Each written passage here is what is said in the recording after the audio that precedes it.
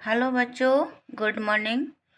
तो आज हम 10 क्लास के हिंदी पढ़ेंगे। क्षितिज भाग 2 के पाठ 1 जो सूरदास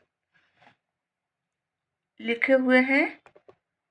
बच्चों, तो कुछ बातें हम सूरदास जी के बारे में हम देखेंगे कि क्वेश्चन क्या आ रहा है सूरदास जी के बारे में। तो हम लोग सूरदास का जन्म सन 1478 में माना जाता है। ठीक बच्चों, सूरदास का जन्म।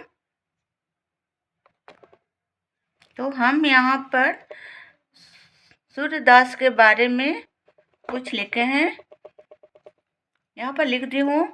सूरदास का जन्म मथुरा के निकट रेणुका में तथा 1478 ईस्वी में माना जाता है। सूरदास का जन्म।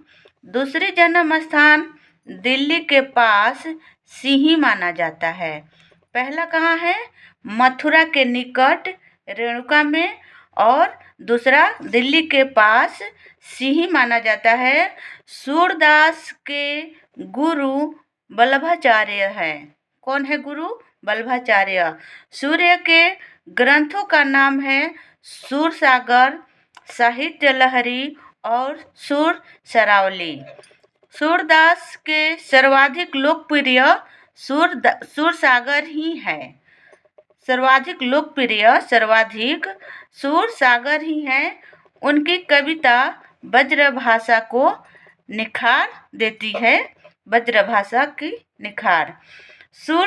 सूरसागर के भरम गीत से 4 पद लिए गए हैं। कितने पद लिए गए हैं? 4। कृष्ण ने मथुरा जाने के बाद, जब कृष्ण जी मथुरा गए थे तो समय वह गोपियों के पास नहीं लौटे। उद्धव के जरिए गोपियों के पास संदेश भेजा था। क्या कृष्ण जी भेजे थे? संदेश भेजे थे। किसके जरिए? उद्धव जी के जरिए। उद्धव ने निर्गुण के माध्यम से ब्रह्म एवं योग का उपदेश देकर गोपियों को समझा रहे थे। ब्रह्म और योग का उपदेश देकर के गोपियों को विरह वेदना शांत करने का प्रयास कर रहे थे। जो कृष्ण के प्रति गोपियां प्रेम करती थी, उनको शांत करने के लिए उद्धव जी ने निर्गुण के रूप में वह गोपियों को सुना रहे थे। तो यहाँ पर लिखा हुआ है, गोपियों को भ्रम के बहाने उद्धव पर व्यंग बाण छोड़ा। गोपियों ने क्या किया? वह भ्रम नहीं हुई गोपियाँ, और वह व्यंग मतलब क्या होता है? तो गोपियाँ क्या कर रही थी?